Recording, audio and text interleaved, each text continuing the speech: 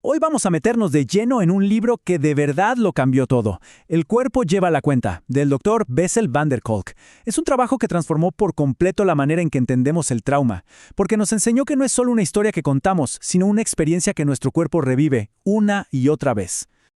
Y esa es la gran pregunta, ¿no? ¿Por qué para tantas personas los eventos terribles no se desvanecen con el tiempo? Al contrario, se quedan como atorados, interrumpiendo el presente e impidiendo ver un futuro. ¿Cómo es posible que algo así suceda? Bueno, la respuesta, según este libro, es que el trauma no es solo un mal recuerdo.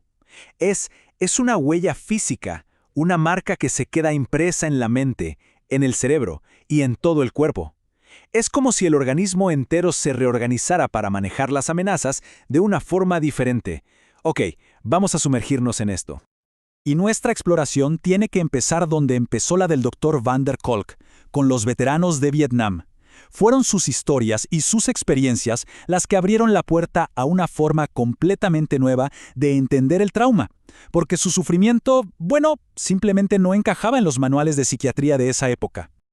Esta frase de Tom, uno de los primeros pacientes de van der Kolk, fue una revelación. Demostraba que su problema no era nada más un desequilibrio químico o unos cuantos recuerdos feos. Era algo mucho más profundo. Era una lealtad a sus compañeros caídos que, en la práctica, le impedía seguir viviendo su propia vida. Y es que, si uno lo veía por fuera, Tom parecía tenerlo todo resuelto. Era un abogado exitoso, tenía una familia perfecta, pero por dentro él se sentía muerto. La guerra que había intentado dejar atrás hacía más de una década seguía peleándose dentro de él, cada santo día. Los síntomas de Tom eran abrumadores. Imagínense esto. Los fuegos artificiales del 4 de julio no eran una celebración para él, eran el sonido de una emboscada. El simple ruido de sus hijos jugando podía llenarlo de una furia que no podía controlar. Se sentía totalmente desconectado, como si estuviera viendo su propia vida detrás de un cristal, incapaz de sentir amor por su familia o la más mínima alegría. Y por fin, a todo este sufrimiento de veteranos como Tom, se le puso un nombre en 1980. La creación del diagnóstico de trastorno por estrés postraumático, o TPT, fue un antes y un después. Por primera vez, se reconoció oficialmente que una experiencia abrumadora podía dejar a una persona atrapada en un ciclo de terror mucho después de que el peligro real hubiera pasado.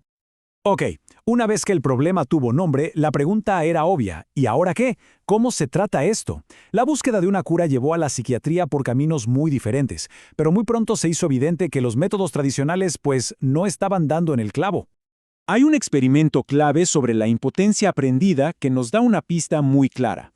A unos perros que no podían escapar de descargas eléctricas, eventualmente se les abría la jaula. ¿Y qué hacían? Nada. No intentaban salir, se quedaban ahí, quietos. Esto ilustra un punto crucial. Para alguien traumatizado, el hecho de que exista una oportunidad para escapar no es suficiente. El cuerpo y la mente ya han aprendido que no hay escapatoria. La historia de la psiquiatría buscó respuestas por todos lados. Primero, con la terapia de conversación, el famoso hablemos de ello. Después, en los 70, llegó la revolución de los fármacos. Y en los 80, el Prozac. Y claro, estos medicamentos ayudaron. Podían bajarle el volumen a la intensidad de las emociones, dándole a la gente un respiro. Pero no eran una cura. No arreglaban el problema de raíz, esa huella que el trauma había dejado en el cuerpo. El verdadero momento ¡ajá! Llegó con la neurociencia. Por primera vez en la historia podíamos literalmente mirar dentro del cráneo y ver qué le estaba pasando al cerebro durante el momento más aterrador del trauma, el flashback. ¿Qué estaba pasando en la cabeza de estas personas para que el pasado se sintiera tan real, tan presente? La nueva tecnología de escáneres cerebrales estaba a punto de darnos la respuesta. En un estudio que fue pionero, el Dr. van der Kolk y su equipo le pidieron a voluntarios que revivieran su trauma mientras sus cerebros eran escaneados. Una de ellas era Marsha, una mujer que había perdido a su hija en un accidente de coche 13 años antes. Lo primero que vieron no fue exactamente una sorpresa.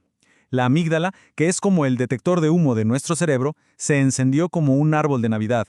Estaba gritando ¡peligro! Y eso desataba toda una cascada de hormonas de estrés, preparando al cuerpo para luchar o huir, a pesar de que Marsha estaba completamente a salvo en el laboratorio.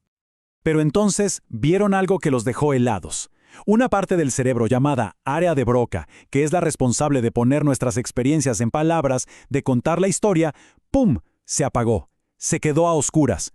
En el momento justo del flashback, el cerebro perdía la capacidad de hablar sobre la experiencia. El trauma se sentía como un terror sin palabras, una avalancha de sensaciones y emociones crudas. Y este descubrimiento científico nos lleva, ahora sí, directito al corazón del libro, a su idea más poderosa y, la verdad, más transformadora. El trauma no es la historia de algo que pasó allá lejos y hace tiempo. No, es la huella que esa experiencia deja en nuestro sistema nervioso, en nuestras hormonas, en nuestra biología. El cuerpo sigue llevando la cuenta y mantiene vivo el peligro mucho después de que éste haya terminado. Entonces, el punto clave es este. El sistema de alarma del cerebro queda como alterado, se vuelve hipersensible a cualquier amenaza. El cuerpo se queda atascado en modo de supervivencia. Y por eso, la curación no puede ser solo mental, no puede ser solo hablar. Tiene que involucrar al cuerpo, tiene que enseñarle a un nivel visceral que el peligro ya pasó. Este nuevo entendimiento no solo redefine el problema, sino que también nos abre la puerta a formas nuevas y muy esperanzadoras de sanar. Nos muestra caminos hacia la recuperación que van mucho más allá de una simple conversación o de tomar una pastilla. El libro describe 3 caminos principales. El primero es el que llama de arriba hacia abajo, usar la mente para entender lo que pasó a través de la terapia y la conexión con otros. El segundo es la medicación, para calmar esas alarmas hiperactivas y crear el espacio mental que se necesita para sanar. Y el tercero, y quizá el más revolucionario, es el de abajo hacia arriba, usar el cuerpo a través de prácticas como el yoga, el movimiento, la respiración, para tener experiencias físicas que contradigan directamente esa sensación de impotencia del trauma, devolviendo la sensación de control. Al final el mensaje de "el cuerpo lleva la cuenta" es profundo y sobre todo esperanzador. Nos enseña que las heridas del pasado no tienen por qué ser una sentencia de por vida. Al entender que el trauma vive en el cuerpo, se nos abren nuevas puertas para la sanación. Y esto nos deja con una pregunta fundamental para reflexionar. Si la clave está en el cuerpo, ¿cómo podemos aprender a escuchar lo que nos está tratando de decir?